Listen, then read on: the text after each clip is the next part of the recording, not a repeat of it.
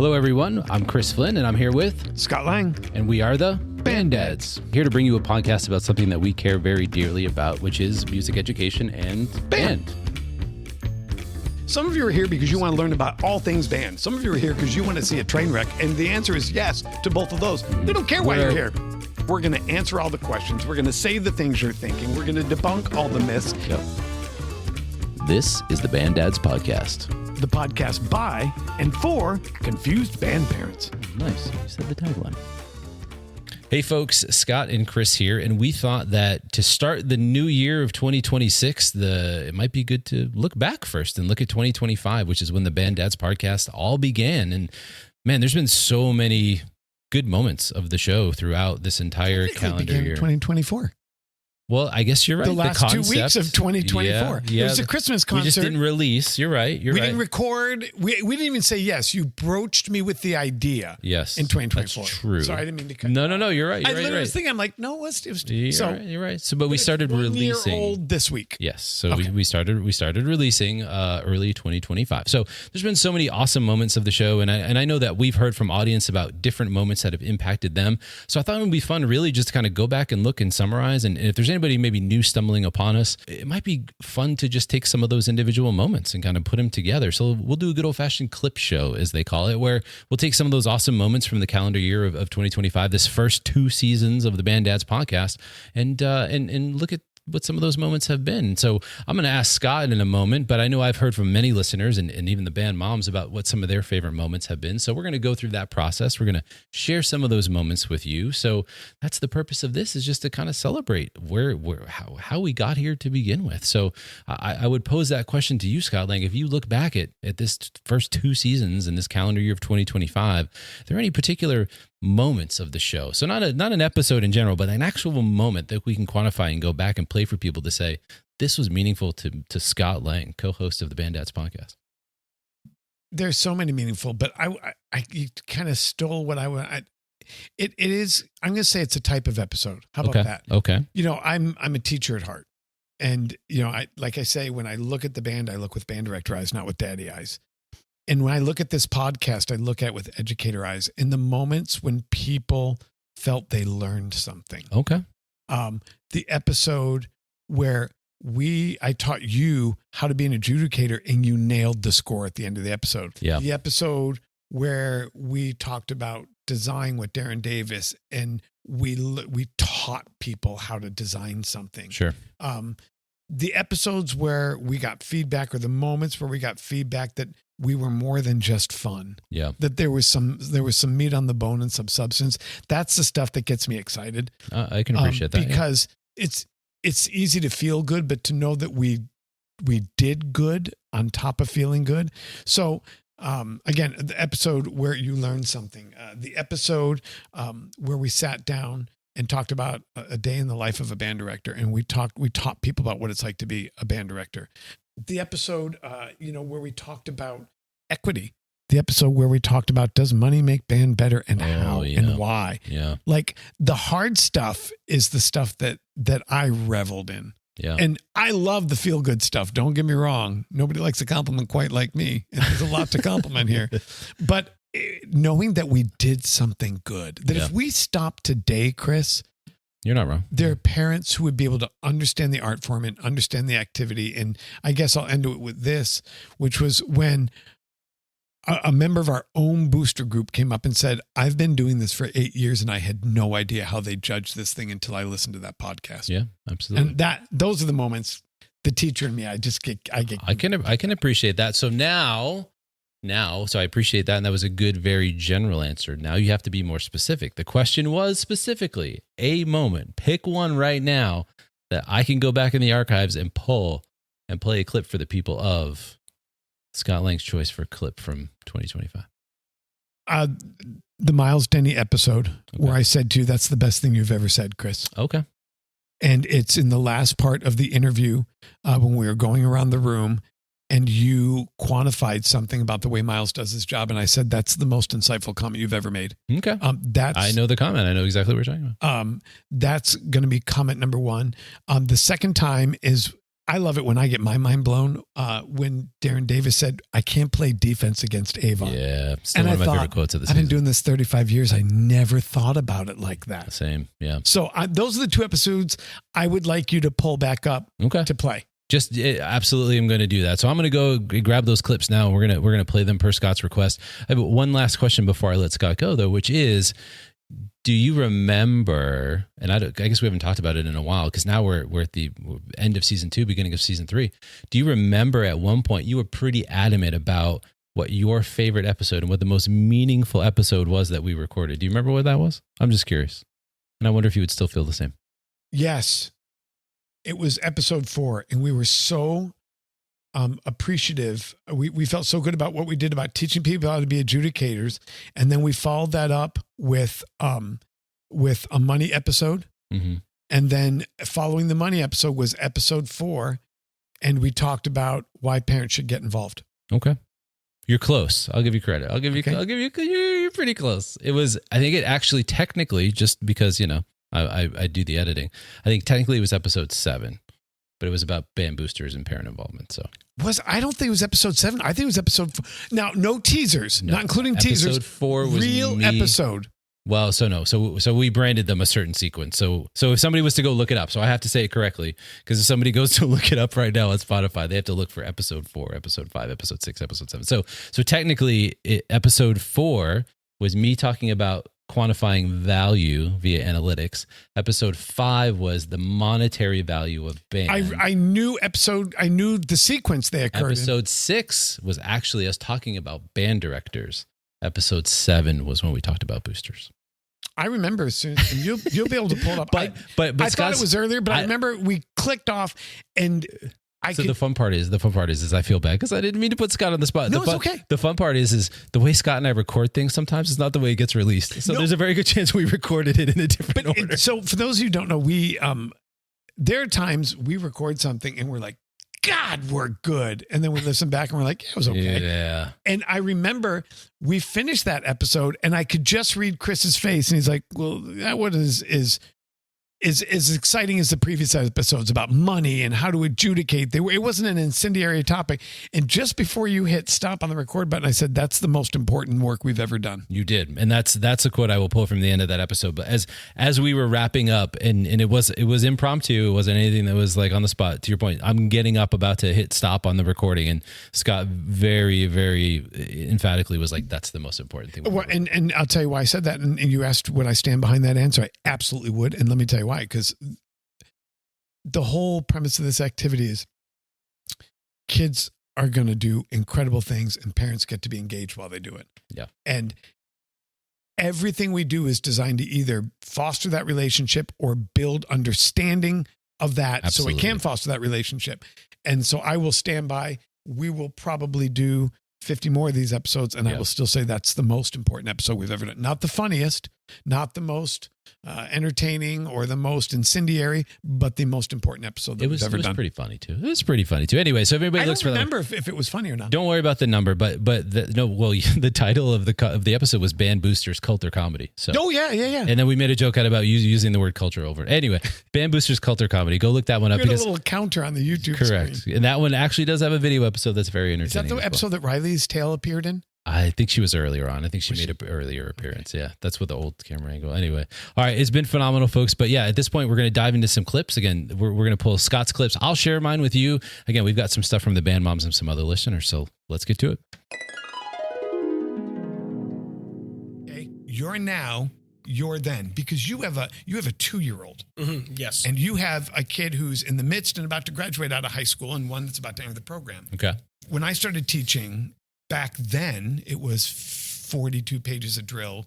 We never rehearsed Saturdays. We didn't rehearse nights, only juniors and seniors march. And look what it's evolved to now. Okay, so your now is difficult, correct? I mean, it's not easy to be in a marching band. No. Band. No. It's yes, difficult. That's fair. Okay. And I'd say that's part of the process. Yes. Then we know that it gets harder every year. 3%. We said over 25 years, it's 105%.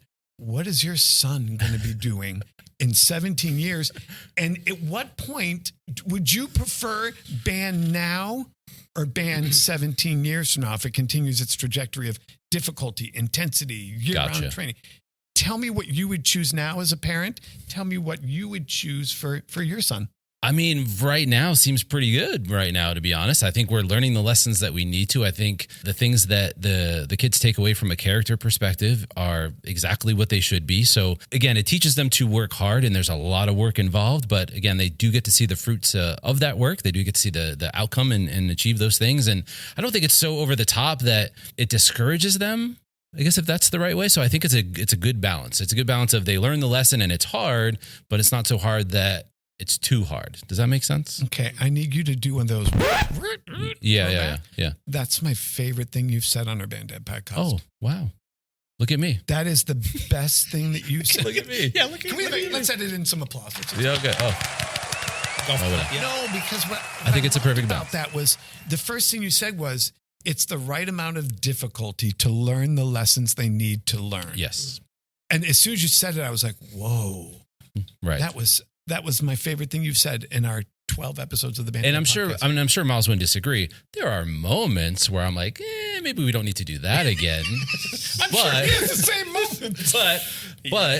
But overall, I think it's exactly where it should be. Now, I also appreciate, now again, my experience is very personal because I'm one program, right? I have one director.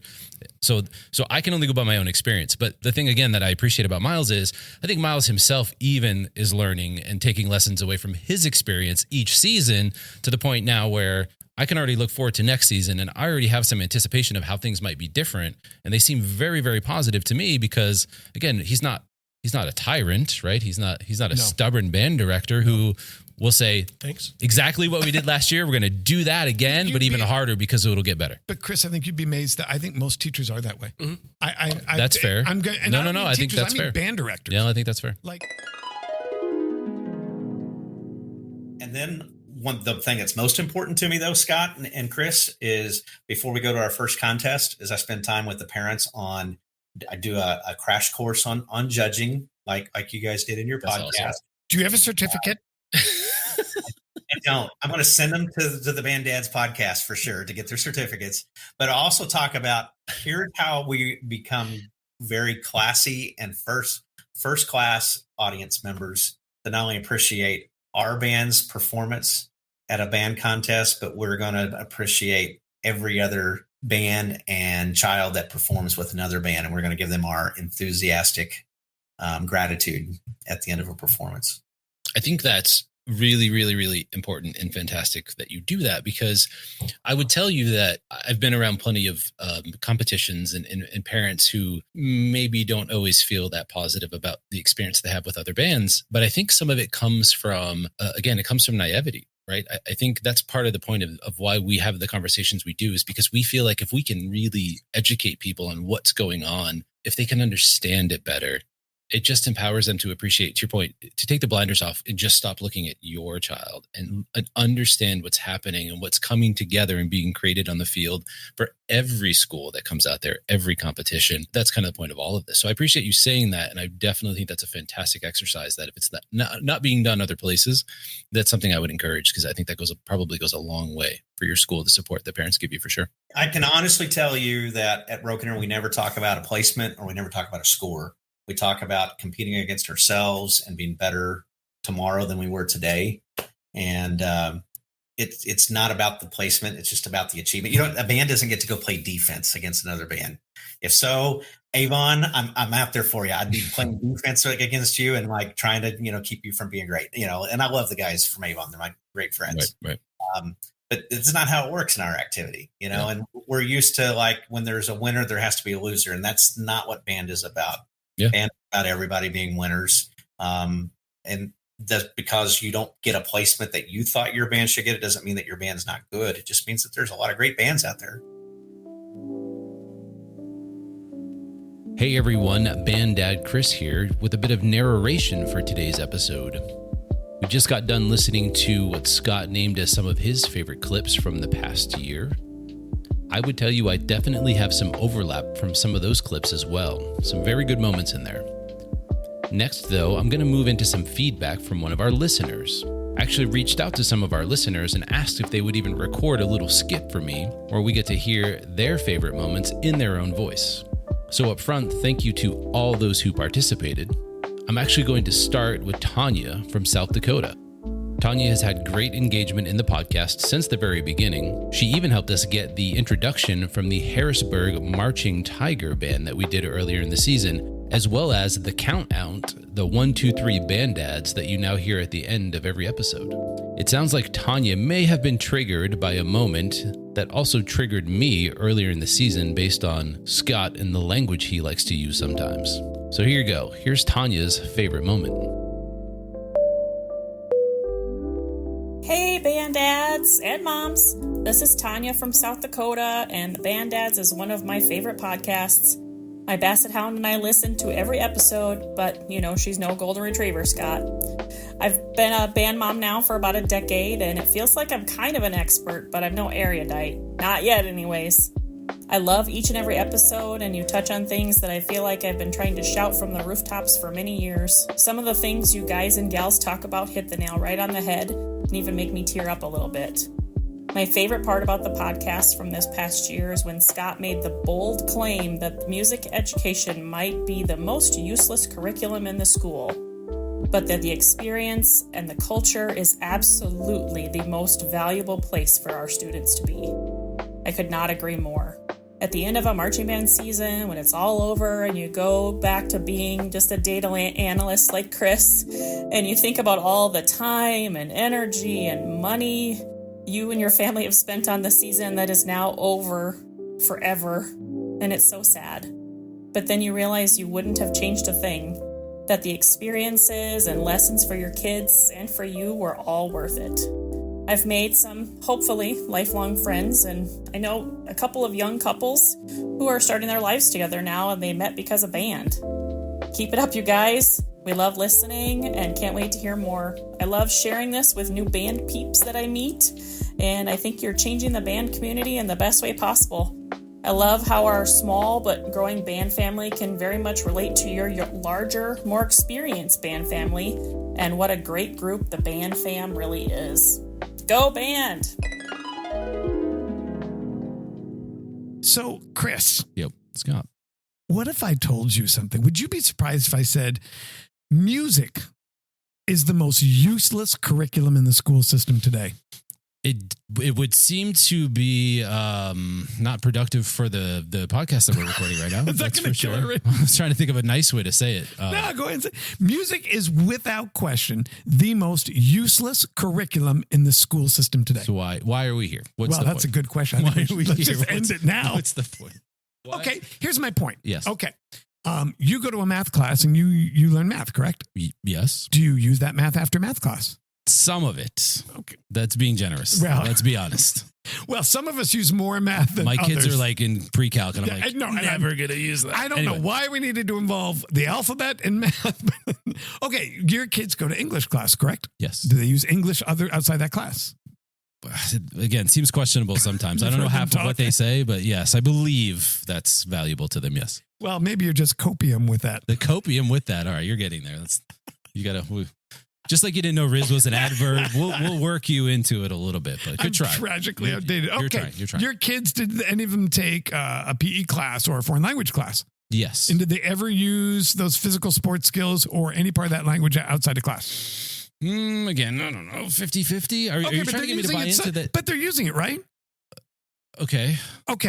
When is your daughter, who's a leader and in the jazz band and is in more band classes, when is she going to march pages 57 through 94 ever again? That ended November 14th. I see what you're saying. When is she ever going to play Holding Out for a Hero or Pinball Wizard again after November 14th? If she does, it'll be in like a weird dark corner, which is reminiscing about her high school days. Never. A coffee shop somewhere. I don't remember when I marched when I was in high school. No? I have no idea. No, I can't remember a single thing. I don't remember any of the music I played except for one piece, and it's called The Horse, and it's really quite bad. And old directors will know what it is. That the curriculum, what we teach the kids, and a kid's not gonna, when they're 32, go, I've got to go get Pampers and mark and march down. Okay, so not in that way. And not in that way. You're right. They're not going to go dress, baby, dress.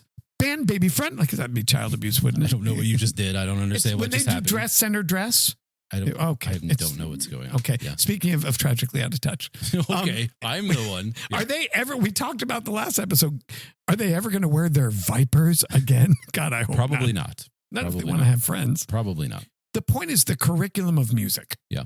In and of itself is absolutely useless after November 15th. Just to play devil's advocate, is the way that you just presented it, is that really still the way that it is now? Because technology is different. So their recordings of their performances still exist somewhere in the digital atmosphere. They can enjoy the recording of it, but they don't use the skill. Okay. That's like saying, well, I learned I learned some math concepts, so I really enjoyed the Russell Crowe movie, The Beautiful Mind. Well, no, that's not using the math skills. Okay. That's enjoying the math skills. You can say, I enjoy fashion, but you don't wear what you wore in high school. I guess I more mean that if you don't have a way to replay it, recollect it, re-engage in it, it falls out of your head. I guess what I'm saying is I wonder if there's an opportunity for it to be a little bit different because they do have the ability to You're revisit it. talking about nostalgia. I'm talking about the skill set. No, I know what I'm saying is that nostalgia may lead to like the spark of something that says, hey, I remember when we did that. And anyway, it's probably a stretch. I'm just pages 47 through 54. Will she ever march it again? No. The music of Press Start. Will she ever play it again? I don't believe she will. No. It's useless curriculum. Yeah. Okay. Now, okay. That doesn't mean it's a useless activity. Okay. But I want to talk about the fact that for parents, we're treating this like this is the last episode you're going to hear of the year. It's going to be mid-May by the time you actually get this, and you're probably already in nostalgia mode. Okay, that's fair. I know I am, but you're also looking forward to next year. So you've got 1 foot in the grave and 1 foot out the door. Make sense? Yes. So I want to revisit this year in nostalgia mode. Okay.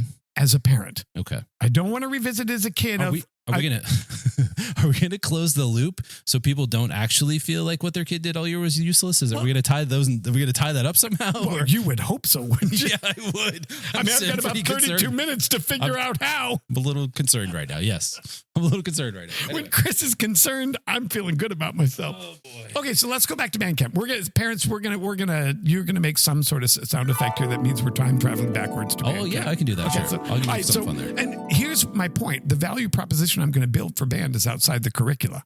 Okay, but I want to start with the factor that the curricula is merely a vehicle to the real learning lessons. Now, understanding that makes sense. That's not the case in English. That's not the case in math. Actual curricula is what's important in the subject. Correct. Okay. The way I like to phrase it is the curricula is the pickup truck, but the payload it's carrying is building better kids. I see. And the payload's what's important, not the vehicle we use. But in school, it's the vehicle, the actual learning that we treat, with such importance. That's not the case in March Madness. Thank you, Tanya, for the kind words and sending me this little snippet so I could share your favorite moment with the rest of the audience. Let's continue with some of our listener feedback. The next clip intro comes from our friend Tony Hart. Tony's son participates in the Downingtown West, had to get it in there for you, Tony, marching band, and has been a great contributor since early on in the podcast. We get to hear from Tony fairly often via email, who gets to share with us kind of his experience and what he and his band are going through. And if you remember, at some point in season 2, we talked about some pretty awesome merch that we got from one of our listeners that represents their marching band, and that was Mr. Tony Hart himself. So let's listen into Tony as he shares his favorite moments from this first year of the Band Dads podcast. Hey, Chris and Scott. Happy New Year. It's Tony Hart with the Downingtown West Marching Band Roadie Crew. I wanted to share with you a couple of my favorite episodes from Season 2, even though Season 2 was full of great episodes. My first episode would be the tribute to Jackson Landfair. What a beautiful tribute to an amazing young man who, no matter the personal challenges he faced, he wanted to be there for his bandmates to inspire and lift them up. Just an amazing story shared by his parents. My second one is probably episode 14, where you and Scott talk about band finals. If you recall, I sent you and Scott a lengthy email regarding my disappointment in some of today's judging and how some things just don't make sense to me. Maybe that's a future guest episode where you bring in a couple adjudicators for Q&A. Anyway, as I mentioned, season 2 had a lot of great episodes, and I would be remiss to not shout out the great content provided by the band moms. The band moms talk about the other side of band, filling in the gaps about chaperoning and preparing the kids, and they bring it with great storytelling and loads of laughter. Fair warning though, if you're a senior parent, avoid the last 6 minutes of season 2, episode 17, where Becky pulls on every senior parent's heartstrings, because in a year of lasts, you're reminded that one more time becomes one last time. For me, listening to the Band Dads podcast is like standing at the intersection of the press box and the parking lot, where director insight and parent reality meet, translate each other, and remind you why band matters in the first place. We're one big happy band family who all have the same questions and the same complaints. We see the same teenage trends, 6, 7, and no matter how hard we try to be cool too, we're just moms and dads embarrassing our kids by being there. So we enjoy every moment though. We cheer the kids on when no one else does. We lift them up when they feel defeated, high-five them, congratulate them, feed them, help them find lost phones or that one missing dinkle, a hair tie, or that band mascot stuffed animal who looks like it's been traveling in the back corner of a sound cart because, well, it has been. Thanks for the great content and keep up the amazing work. Looking forward to season 3. Take care, gang. It's funny because when I ask questions about why have one soloist featured multiple times and what is the minimum amount that a band should play? Like, I don't know that band directors who are then in addition volunteering to be on a state board, who are then in addition having to be event planners, are sitting down and thinking through these long philosophical discussions. Oh, no, 100%. I mean, no, absolutely. I Yeah. That's why I'm not, again, there's no blame necessarily being had here. It's just a matter of, I think that's one of the great things about these conversations that we find out ultimately in response from our community is it's nice that we at least ask the question. We don't always have the answer for it. We may not have an immediate solve for it, but I think sometimes just asking the question and putting the idea out there starts to make people think a little bit differently. So when you take our conversation at the last podcast, we talked about finding different ways to value a season, whether it's joy, laughter, whether it's growth versus achievement, whether it's amount of kids that return year over year, regardless. That the one thing, I would kind of circle back to and close on is that it even became more meaningful and more applicable in real life this past weekend for us. And we cerebrally and contextually and through our podcast discussed these things, and still it hit and felt a little wrong. Yeah. And so, if we're struggling with these issues, both in concept and in reality, it's up to you as a band parent or a band director who's listening to this, or a band booster president listening to this, to educate your parents. So the last thing I want to share with you, Chris, is I sat down with a band director, a friend of mine, and he's new to the field, and he just kept saying, well, I'm not going to talk about competition. I won't even discuss it. It's not a thing for my kids. And I'm like, they're not living under a rock, dude. Right. Like, okay. He's like, well, if I never bring it up, I said, that hasn't worked for sex, drugs, or alcohol. We don't talk about it, ever. so kids don't do it. That only makes it worse. And he's like, well, and kids stay on their cell phones. I go, well, let's not talk about it. I go, no. I said, here's the thing. I think competition can be healthy. Yeah. And I am a competitive person. And whether he is or not, his band has competitive kids. And you can't turn that off. That's fair. But, I said, look at the flip side of competition. I can look at Susan and go, you know why Bella can throw a quad and catch it every time? Because she practices. Right. You know why X band beat us? Because they work harder in rehearsal and we talk too much. Gotcha. So there's a healthy perspective about it. But the thing I'm going to kind of close with is I turned to that director. I said, listen, it's about 3 things. You got to educate, you got to communicate, and you got to manipulate. Okay. And so educate, you got to teach your people, your community, your kids what the numbers mean. Okay. Like, that's hey, fair. I mean, a way for our band to say, hey, kids, you should feel incredible about what you did, but you should feel incredible because of the performance, not because of the score, because the next band was only 1/10 of a point behind you. Right. Yeah. So that's educating. Right. What does a number mean and how did they arrive at it? Okay. Then you have to be able to communicate it in a way that the kids can place context to it. Sure. Of this is where we went up in brass because you guys had an extra sectional this week. In drums, we went down. But did you notice percussion? There were no comments about the front ensemble. Had that been, our score would be very different. So just because they gave us that score doesn't mean we agree with that score. You educate, you communicate, and when you do that, you manipulate. But the education is important because the last thing you want again, is a parent then after this coming weekend being upset with the outcome because maybe our band got lower than the previous week, but it's a different scorecard and it's different judging. So just understanding the difference between the two in education, I think will help you appreciate it, as we always talk about, that much more. And the reason I said, educate, communicate, and I didn't choose the word on accident. I don't manipulate. Like, there's no way if I gave you a logical set of characteristics that you would tell me that going outside and marching around with a 40-pound instrument in 110-degree heat for only the purpose of marching around, going outside, marching in 10-degree heat, that is not a decision you would make if I didn't manipulate you. Okay. If I didn't convince you that there was a higher power. And it's not that there isn't a higher calling, a higher reason, but I have to manipulate you into believing that. It's just such a terrible word. It's like you using useless previously. It is. Okay, but think about this word. way. I get what you're saying. It's like when he said, yeah, I know he doesn't like the word. But here's the thing. Is there any other word you can use? Okay, you can change it to motivate. But okay. If you have 160 kids, it's not, well, I just educated It applies differently them. between all of them. 100% it does. So No, it does. And so I wanted to share that. Thank you again, Tony, for recording this clip for us. Maybe one day we'll get to the story of Tony trying to even record that clip for us, as the anecdote itself is pretty funny. Tony actually mentioned 2 moments there. One of those moments I'm going to save for a little bit later in the show, as it does come up again. Tony, thank you for your dedication and kind words. Kind of staying in the Northeast corridor, I'm going to move over to our listener, Carrie from Danbury, Connecticut. Carrie's a part of the boosters for the Danbury High School marching band and all of the things that are involved in being a band booster. One of the cool moments from us was when we launched season 2, Carrie shared with us a resource that they have for their parents on their website that actually included the band ads.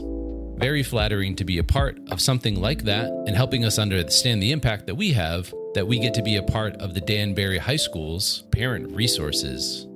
Carrie's favorite moment was actually something pretty personal to her. So let's take a listen. This is Carrie from Connecticut. My favorite moment from the podcast this year was hearing my question read and answered about recruitment. Shout out to the Danbury High School Marching Band and Color Guard winning the Connecticut State Championship in their class this year for the first time since 2012. Here's hoping the band grows more next year. Thank you guys for everything you're doing. I got another one for you. Oh, maybe this is talking about me. It starts saying you say so many things that are just on point. That must be... This one must be for me. I don't know if he meant to read this one. It must be what you must have written it. I think we were supposed to hand the paper to you. All right.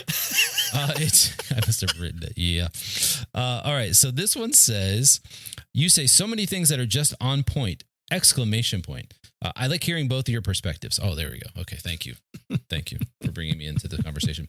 One of the highlights of the fall is escorting the band onto the field at the home show as band alumni. And now with my daughter, I'm in Western Connecticut. Wait, this is Carrie, I think. I think I mentioned Carrie earlier. This might be Carrie. Let's see. Home show. I'm band alumni now with my daughter. I'm in Western Connecticut, and our band is 2A in U.S. bands. No, maybe this isn't. Less than 50 kids, but our high school is over 3,000 students. Any recruitment ideas? This is Carrie. Any recruitment ideas or culture ideas to get the middle school more involved? Thank you again, Carrie. Recruitment and retention is the panacea to all problems. There's nothing that more kids can't solve. You want a better facility? Get more kids. Want a bigger budget? Get more kids. Want a better score? Get more kids. Want more uniforms? Get more kids. Want more stats? So recruitment and retention should be at the forefront of what every teacher and every booster club does. And I'm not going to insult you. I get, as a professional, when I go to conferences and people say, here's what you need to do. You need to invite the middle school up for an event. Well, duh.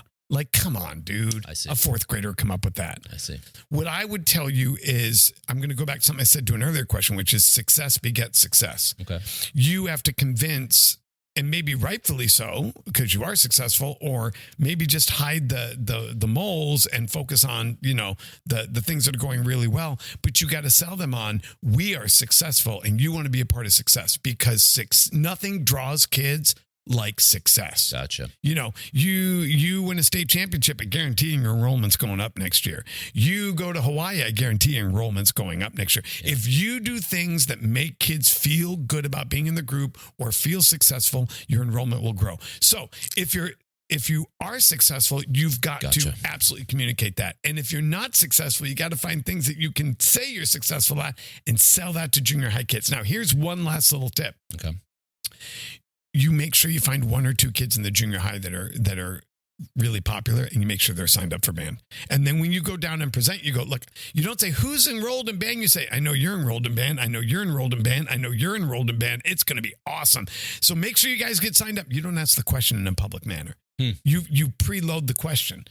With I have 3 people that are influencers in this junior high band, and I know they're signed up, and I know if I announce that, kids will follow. Gotcha. So success and successful people is what attracts kids. So, but to back to what you just said, though, success is not necessarily competitive success. There's other ways that you can achieve success. Yeah. Kids feel successful. We get to perform in the Pearl Harbor Day Parade. Well, that's not a ranked event. We're going. It's kind of a pay to play, to be honest. And so we're going to Carnegie Hall. Yeah. And the thing is, everyone's like, Carnegie, you guys must be great. Well, we are great, but that's not how we got there. We wrote a check. No, that's not true. So Scott, I don't believe that. That's not true. That is true. I don't believe it. Well, okay. You continue to believe it was based on a success, but anybody can write Carnegie Hall. But to an 8th grader, that's going to sound successful. That makes a lot of sense. And to a parent, that's going to sound impressive, and it's going to be a great trip. Yeah. Now, is there any way, and I would love for this to be something that we could even potentially try and tackle ourselves at some point, but is there a way to help celebrate some of the things that are not as flashy?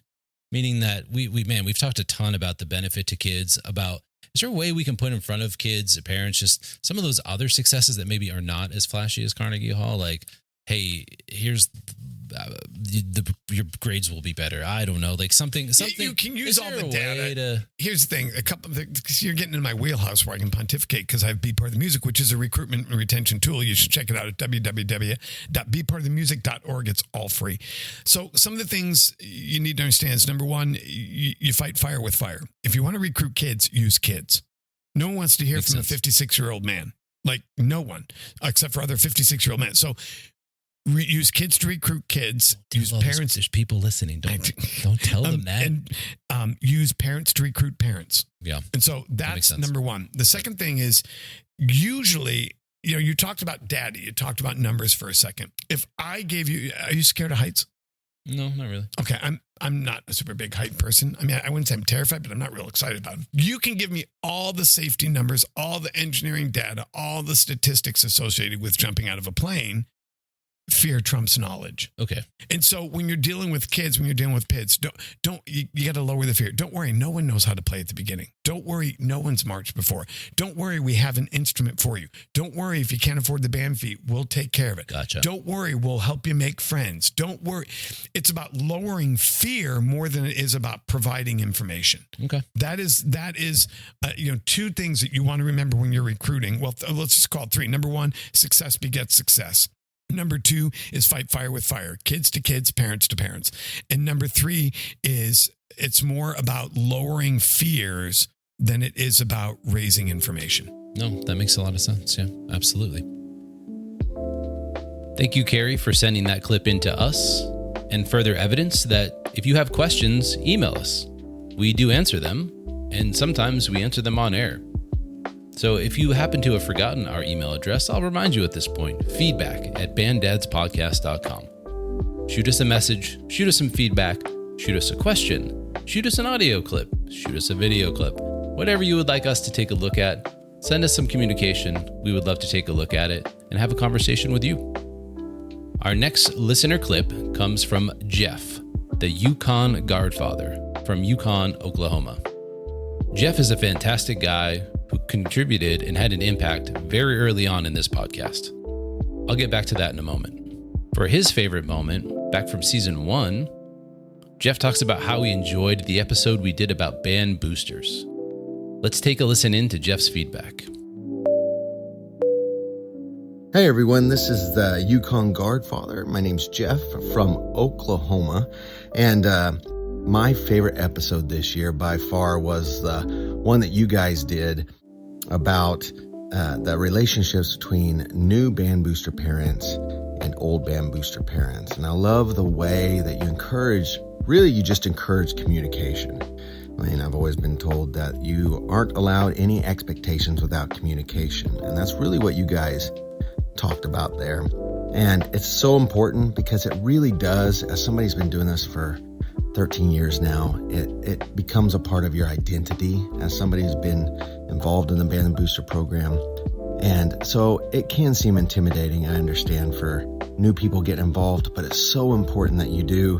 And it's important that everybody communicates together, to work together, because what we all really want is for these kids to succeed, because they work so hard for it, and we love to see them succeed. As a matter of fact, I don't even have any kids in the band anymore, and I'm still the prop crew coordinator and stuff because I love these kids. They become my kids. And so I love the episode. You guys did a great job just letting people know what they needed to do and communicate with each other, because it is about the kids. So thank you guys for all you guys do. I just want to tell everybody to have a happy new year, and please keep it up. Love you guys. Talk to you later.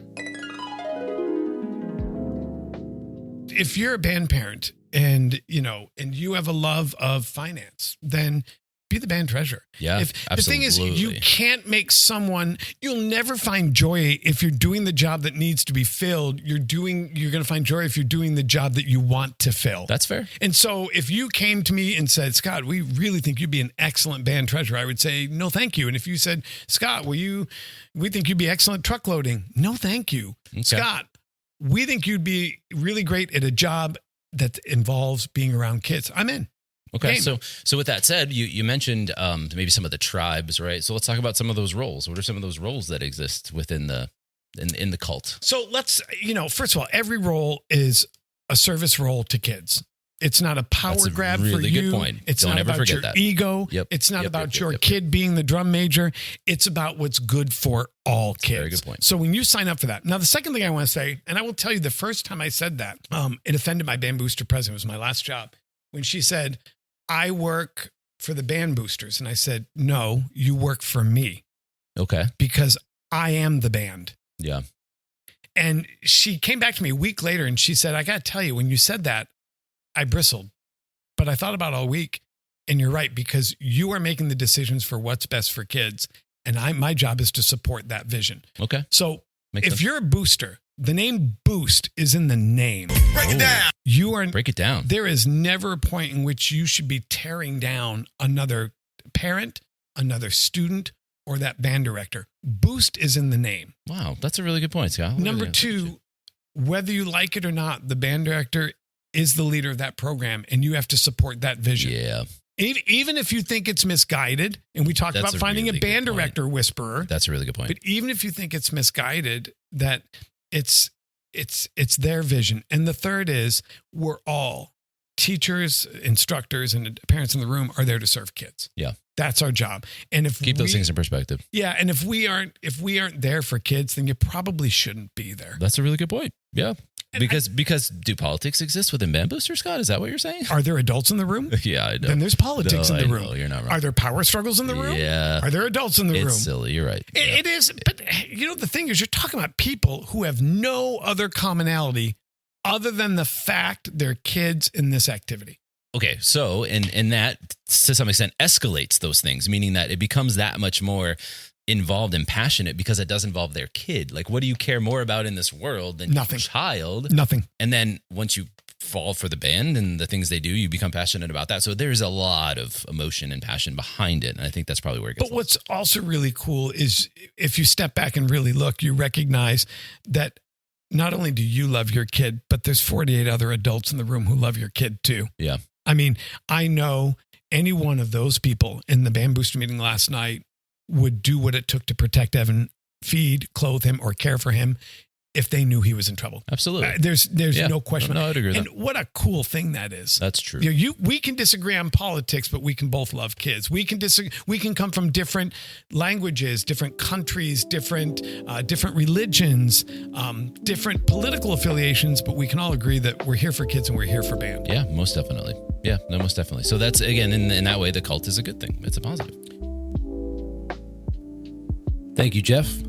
As we heard at the beginning of the episode, Scott also believes that band booster episode is the most important material that we have recorded to date. So if you're introducing someone new to your band to this podcast, a new band parent, someone new to band to begin with, that booster episode back in season 1, Band Boosters Culture Comedy, might be a great place to start.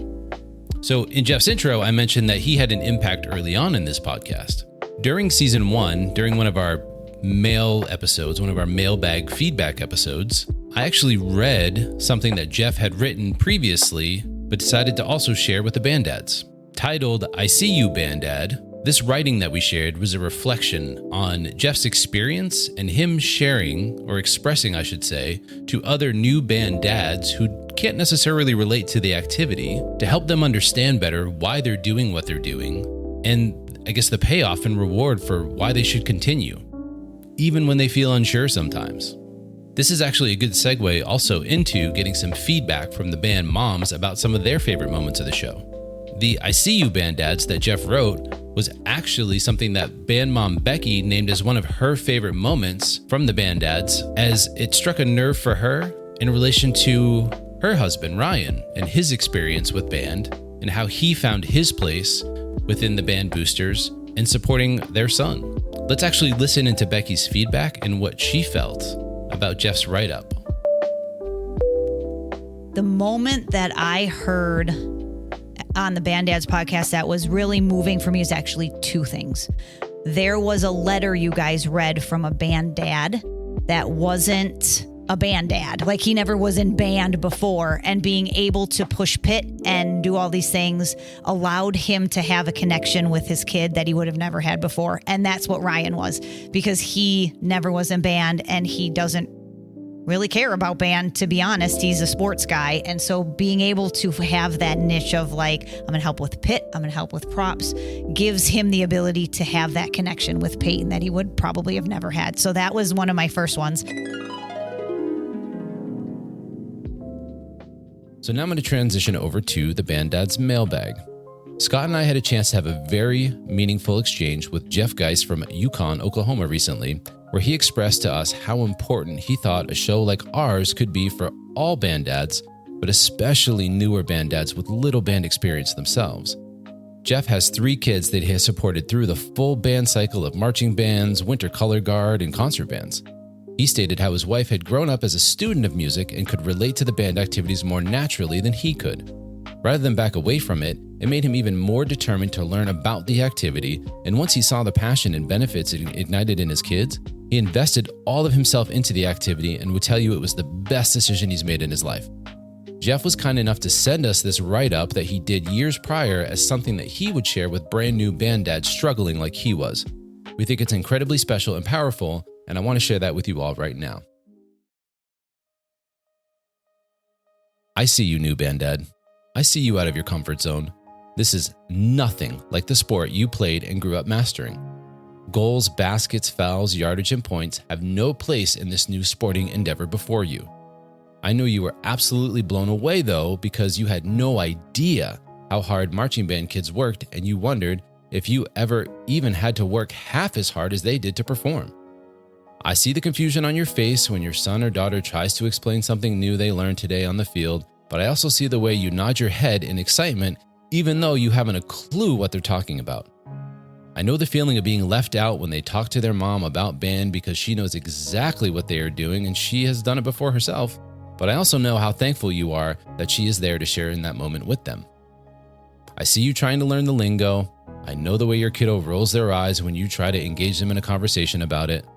I see the early mornings that you get up to take them when they are too young to drive, and when you yell, "Bye, have a great day," when they get out of the car and they mutter back, because they are tired and in a hurry and they don't want to be late.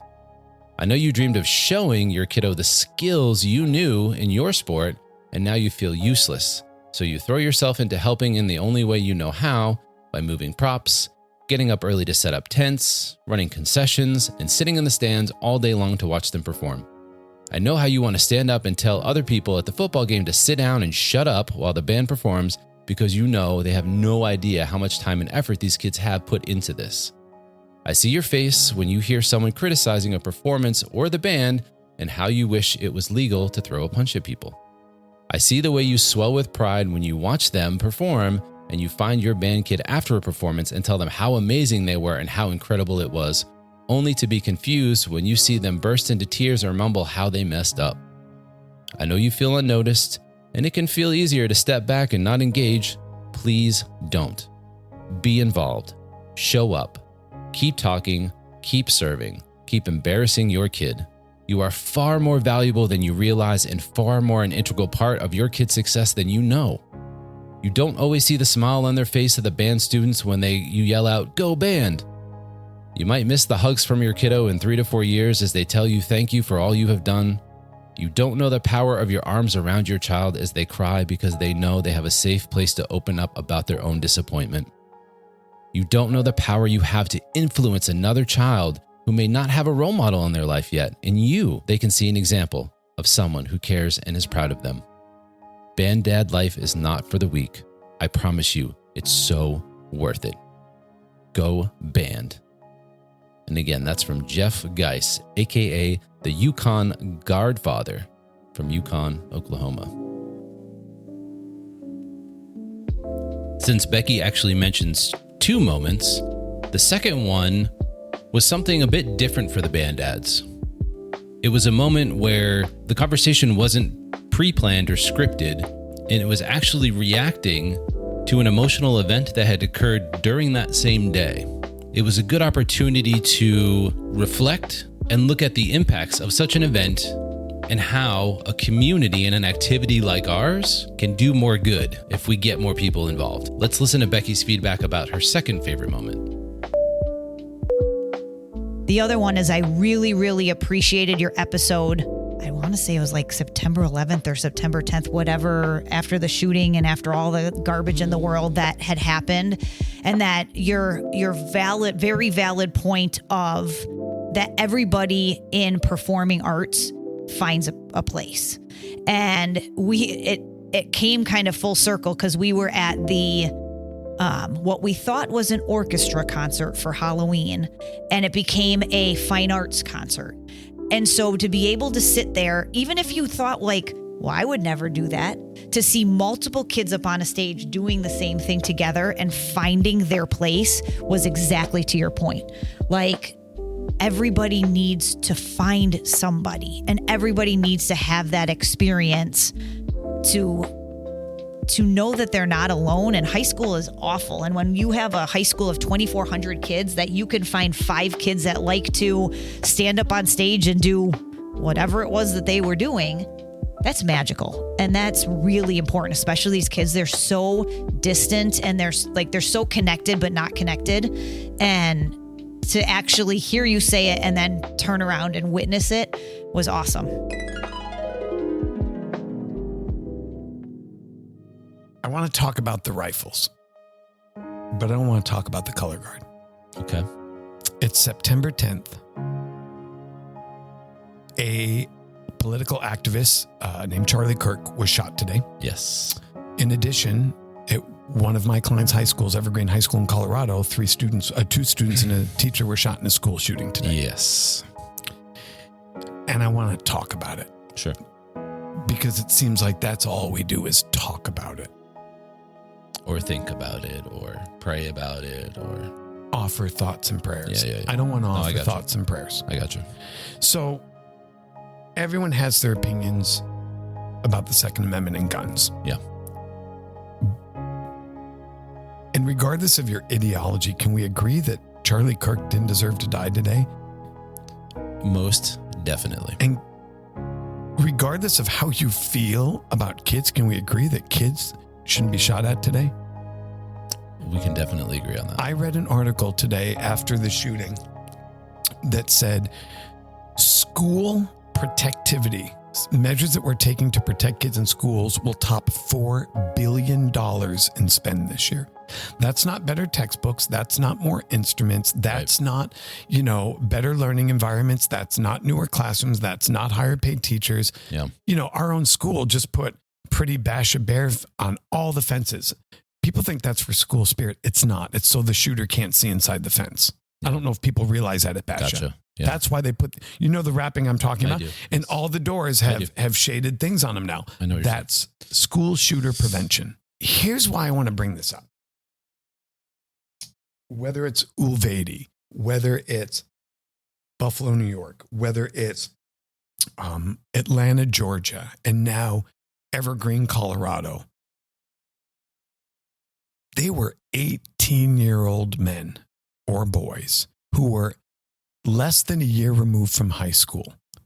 And I can't give you an answer to this, but I'm going to ask you a question. Would 37 people be alive today had those kids been in a band program? Would they be so indoctrinated if they were at rehearsal instead of on the internet? Would they be filled with such rage if they had been surrounded by love? By support. Would they have been so consumed? Yeah.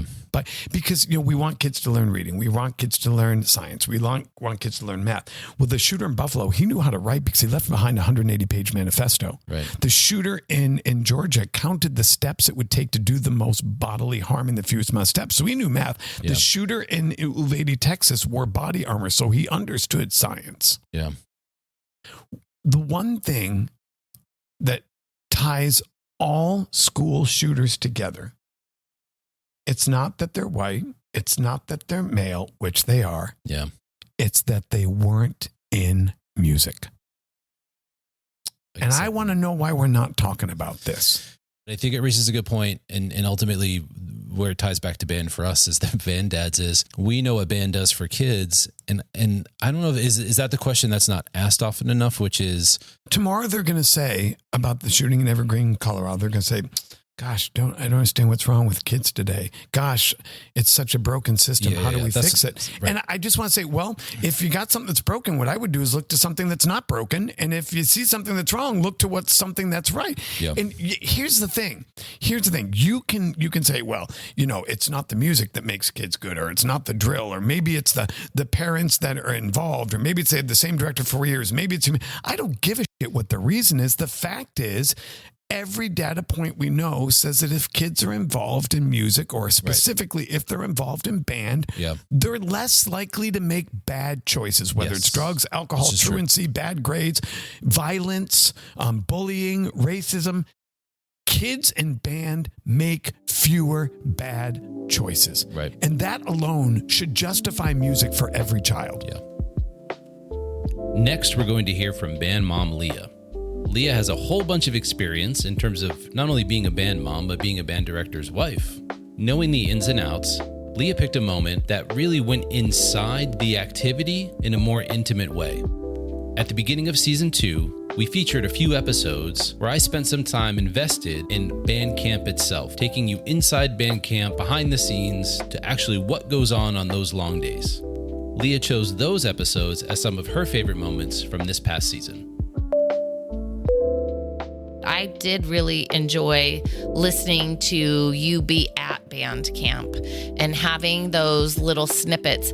And like I said, I have been through a couple band camps to see them because, that first year that Scott and I were married, actually we came back from our honeymoon to go to band camp.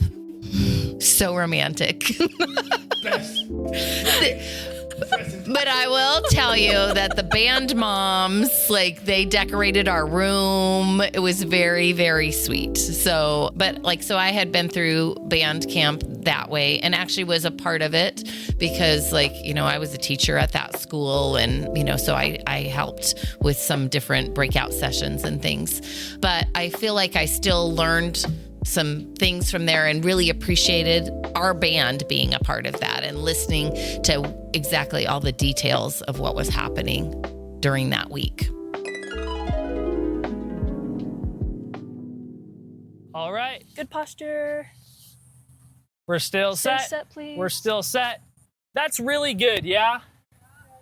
I see effort and I see us trying. Of course, you won't get perfect form on day 1, but as you heard there, Andrew praises effort.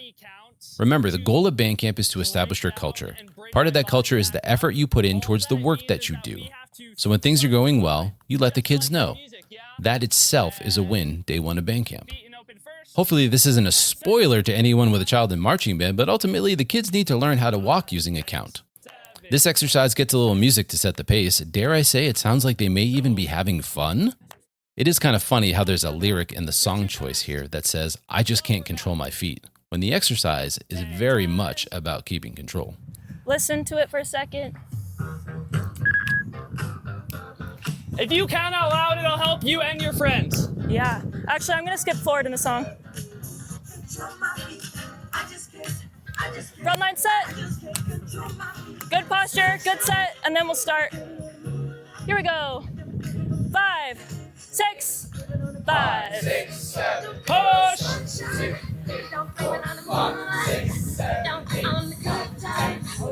Front line's driving their feet. That's beautiful.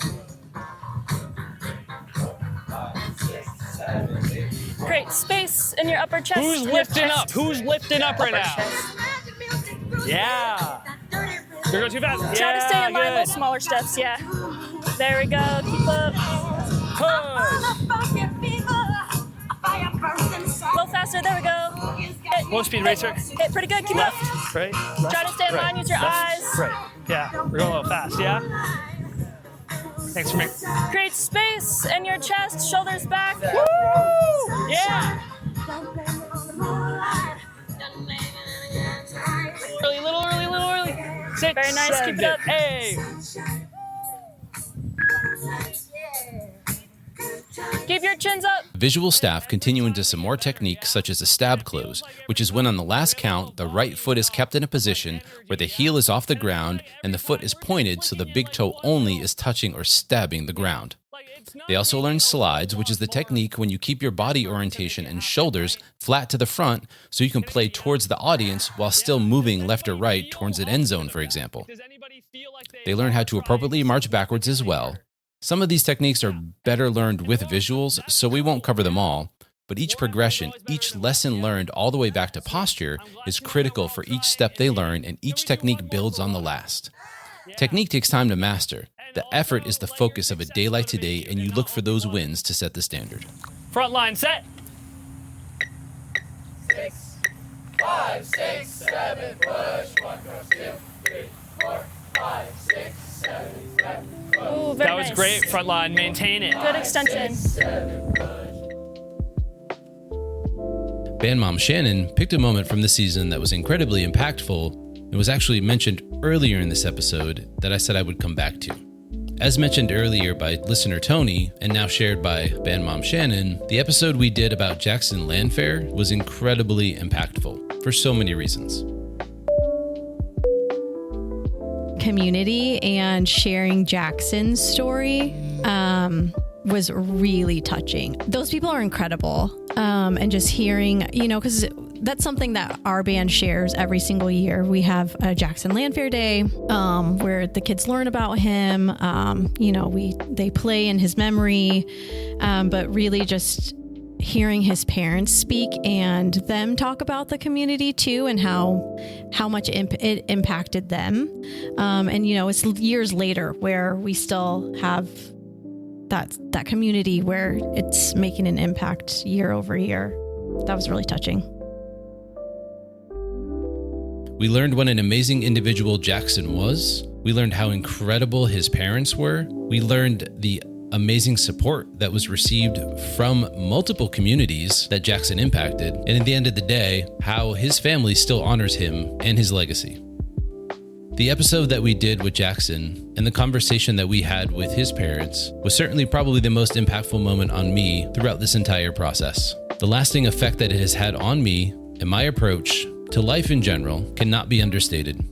There are so many good moments from this episode, and if for some reason you have not listened to the Jackson Land Fair episode, please do. I'm going to highlight a clip here now that explains Jackson's 3 things. So very timely. One of the main kind of principles or takeaways, I think, when people read about Jackson's story is the 3 things. And we're kind of, I guess, at that point where the 3 things come about. So I don't know if you want to share from what I read where this came from originally. The post, was it written by you, Jay? Was it in your voice, the blog? Me. Okay. So I don't know if you mind just kind of sharing it then in your voice, how this 3 things came about, or what Jackson's 3 things are. I guess several times Jackson was he was in and out of the hospital quite a bit, but he did spend a significant amount of time in the hospital at times and dealing with different things. And he would come back to the room sometimes intubated, which I think is a terrible thing to do. The first time he woke up intubated, he kind of panicked and everything. So because you don't necessarily have control of your breathing, I guess, and you've got stuff, down your throat and all that kind of stuff. Anyway, he couldn't talk, for anytime that he was intubated. And fortunately, he knew some sign language, and Jessica knows a lot of sign language. So they were able to communicate that way, but he and I were kind of stuck with a whiteboard or something like that. So, which wasn't very...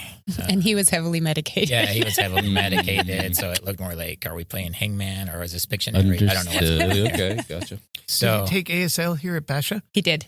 So that's very cool, actually, that the school provided that opportunity for you to... How did you learn it? I went to school for interpreting. Really? Many years ago. Yeah. It was for a reason. Mm-hmm. I mean, you're not wrong. You took it for a reason, Yep. and you learned it for a reason. Yeah. So at some point during his treatment, I took family photos, just any kind of photos that had to do with Jackson's life or Jackson's family, things he liked to do, all of that kind of stuff. And I put them on a Fire Stick at the time and stuck it in the TV because we weren't big on watching TV anyway. So if the TV was on, it was usually playing games, maybe streaming something, but most of the time this slideshow was scrolling through. And I did that for two reasons. And one was so that the medical staff would not just look at the chart and see, a number, It's really I have the insightful. number memorized. I don't have it anymore, but I wanted them to see that he had a life to get back to, and then I wanted Jackson to see also that he had a life to get back to. And, it was all positive and uplifting images and stuff like that. So, So no Bandcamp photos. yeah, There were. actually. Because those are positive or uplifting. I think one of the photos was at band camp. The fire truck came by and was hosing everybody down or something like that. Yep. That's how they honor him every year. It's called the Bear Mile. We call it the Bear Mile now. So it's a here. I don't want to derail too much. I'll tell you about the Bear Mile afterwards. So here, you can finish telling your story. I'll tell you about So anyway, that was doing that, and it had been, I don't know. I mean, it wasn't just that day. It had been going on for some time. And so he had been intubated and he was unintubated. So now we can actually talk. So I was sitting on the edge of his bed and Jessica was sitting nearby and maybe just on the other side of the bed. And I just said, "Hey, Jackson, you know why I have these pictures, on the TV?" And he said, "No, but it makes me want to have another chance." So I was like, wow. And I was like, "What do you mean, like another chance?" He's like, like another chance at life. I want to get better and get out of here and go, do things differently. And I said, "Well, what would you do different?" And he said, as if he had had a whole bunch of time to think about it, this just rolled out of his mouth. He just said, "I would care less about what other people think, like how they feel about me. And I would care more about how I make other people feel." And he said, "I would live life to its fullest." So, and then Jessica and I just kind of looked at each other and I just said, "Wow, that's very, that's the way we should all be living our lives, I think, every day." So, and all of that ended up written down, because I was keeping kind of a blog of what, Jackson's journey was. And then, of course, they ended up on the back of these cards, Jackson's 3 things. I didn't know how impactful they were going to be at that time, but I was, very set back that they came out of the mouth of a 17-year-old kid who absolutely just found his voice all of a sudden. Yeah. I don't know, it's so profound. I'm a little...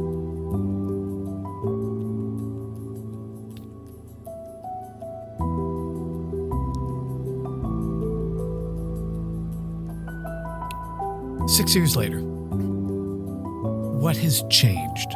Like, I would have to think with any gap of time, different, not only waves of motion, but different memories and different thought processes, of how your perspective, I guess. So 6 years later, what's different than when he was sick? I will say immediately your perspective and what's important. And that happened immediately when even through his treatment. I remember going to the grocery store. You come out of in the hospital all the time and going to the grocery store and seeing a mom yell at her kid. And I was just like, it doesn't matter, and just perspective, priorities, there's not a whole lot that matters. People, feelings, relationships. And I feel like our entire family has shifted that way. And it's a lot happier place to live from, that's for sure. I'm going to end with one more listener clip that's actually a bit of a surprise, which addresses something that occurred on the podcast that was very much a surprise to me. Hey there, this is Mandy. You would know me as the listener from Dubai. My favorite moment of the podcast this year was actually when Chris found out that I was real and I wasn't just a bot. In general, though, I love the Band Dads podcast because it gives me an opportunity to hear about band programs from the parent perspective. So often as band teachers, we think we know a lot of things, but we don't always realize how other people think about our programs. So it's been really nice to get that insider's look about how other people think. I was going to say, do we talk about any of the other successes? I mean, 24 countries now. Let's talk about the one you were most. So, folks, I got to tell you, I got a text from Chris about a week ago, and it said, "This might be a cliffhanger, by the way, because this might be a cliffhanger." But go ahead, you don't want to tell them? No, you could tell them, but maybe we introduce it and then we finish it.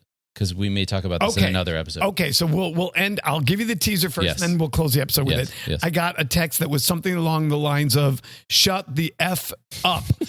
You're not going to believe this." And at first I thought, someone had died or something, but it turns out it wasn't someone who had died. It was someone who had reached out to us. A certain hot place that people go eternally has frozen over. Again, if you return to the area, pigs flew. Don't tell them. You said you weren't going to tell them, and now you're telling them. No, I'm just saying all these things happen. That's something I didn't expect to happen. We didn't because we were convinced it was not a real person, and then lo and behold, they reached out to us, and they are a real person and not a bot. And Chris was beside himself. It made me as happy as anything has ever made me on this podcast, I guess. Confirmation of that made me very, very happy. So you're right. 24 countries. It's like 1,200 cities. Yep, over 1,200. We have to finish the episode the way we started with the tease. No, I was going to, sorry. I guess I misunderstood. I was going to say there might be another episode that we're going to do soon that we could have them hold on for to present that part of it too, but no, we can't make them wait. We teased it. Come on. Okay, making them wait. Okay, making them wait at this point. Listeners, Mr. Flynn, Chris doesn't love you. Okay, so probably about what's today? So probably about 8 days ago. Yeah, so I'm the one who primarily monitors the feedback. So feedback@banddadspodcast.com is our email address. I monitor that inbox pretty regularly, and I see an email that at first I'm like, I got to open it and just make sure, that said hello from Dubai. And I was like, no effing way. I was like, no way. Because the bot is a person. I was like, only because how excited were you on a scale of 1 to 10? I had given up hope. It was Santa Claus isn't real. And then he walked in my living room. If you're just new to this episode, and don't do a throwback. It's too much editing for you. But we've been asking for whoever's in Dubai to reach out to us at least in 4 episodes. It was a while ago too. If you're not a bot, prove you're not a bot. Yes. Please reach out to us in Dubai. And they did. And they did. And that person said, hey, when I'm usually listening, I'm driving, so it's hard. And, but actually, So we do have someone who's a music instructor in Dubai, music educator in Dubai, who is a listener of the podcast. So our listens in Dubai are real, which feels really, really good. And just so you know, and I think it's a good thing to point out, and we'll make an episode of this. So our friend in Dubai, do you know her name? It's on my other paper because I thought we were doing it in a different episode. So you're going to mock me for not knowing our youngest listener's name, but you are not going to be able to produce the name of the listener who you've been dying to hear from for almost 9 months. Chris. Okay, so that's not making you look so good there. Mandy Hollingshead, actually. Okay, so Mandy, if you're listening, and I know that you are, she said they don't have marching band in Dubai. And the funny part, do you remember why she said they didn't have marching band? No, I don't actually. Because it was too hot. Did she say that? I checked the median temperature that day, and Phoenix was hotter than Dubai by 2 degrees. We were 108, they were 106. I mean, I feel like some of this is interesting. You want me to share some of the correspondence? Or? One of the things she said, maybe we can do it on the fan mail part. Yeah, that's what I is she said that we only have concert band in Dubai. Correct. And so, and it was a cultural issue because nobody in the Middle East has concert band, and they didn't understand. So I'm going to just tease a future episode, which is what does music education look like? What does band look like around the world? Yeah, that's fair. It doesn't look anywhere else in the world the way it does in America. And that's in a good way. America has it figured out. Yeah. So thank God, not only is our listener in Dubai real, thank God about him giving up on us, because literally it's like, God, I can't wait for you guys to stop talking about marching band because it's not relevant to me. So thank you, Mandy, for holding on through this marching band portion Mandy, of our broadcast. You've inspired us. We're going to do a podcast after the marching season over called Band Around the World. And we can talk about what it looks like in the different continents and different countries. So thank you, Mandy. And we may reach out to Mandy to get some more context because, again, just to make sure that this is a real person, obviously you don't believe it's real. Mandy, he doesn't believe you're real. Listen, like I said, I'd given up hope. So I kind of searched Mandy to see if she was a real person, and certainly she's there. She's got a LinkedIn profile, and she's actually somebody who spent a good amount of time in musication in different music education. In 4 different countries. Around the world, as a matter of fact, in a whole lot of different places. So she's spreading her love for music across the globe. So there it is, folks. There's kind of our look back at the first year of the Best of the Band Dads podcast via clips from Scott, myself, the band moms, and some of our amazing listeners. It is those amazing listeners, it is our community that drives us to continue to do what we do, continue to spend the time on this podcast as we do. Please keep sharing your feedback with us so we understand what good we're doing for you, your community, and the impact that we're having. Our email address is feedback@banddadspodcast.com. We'd love to hear from you for whatever you would like to share from us. We always engage and have great conversations with our listeners when we get those emails. You can also follow along on all of the social media platforms that we participate in. So you can find us on Instagram. You can find us on Facebook. You can find us on TikTok, the Band Dads Pod, and you can find us on YouTube as well. All of the podcast episodes are available to you on YouTube if you don't have a Spotify or Apple subscription. We do actually have some video episodes up from early on in the podcast as well, and those will be caught up real soon too. So YouTube is a great place to also follow us to keep up with the Band Dads content, not just the audio version of the podcast, but the video version as well. Again, we appreciate all of you. The support that we've received from around the country and ultimately around the world has been incredible during this first year. We are both individuals that have a great passion for this activity, and you certainly help fan that flame, keep us going, and encourage us to do more and bigger. So again, we are sunsetting the first year of the podcast and technically season 2 as well. We're going to be kicking off season 3 shortly. Be on the lookout for a season 3 preview that will be published very soon. As always, thank you all for listening. We'll see you next time.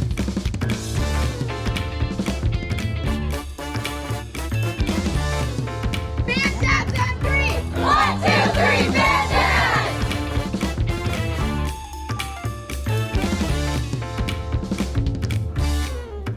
To stay up to date with the Band Dads podcast, visit our website, banddadspodcast.com. Want to communicate with the Band Dads? Send an email to feedback@banddadspodcast.com. The Band Dads podcast is a 5 Deuce Media production. For more information, visit 5deucemedia.com. That's numeral 5deucemedia.com.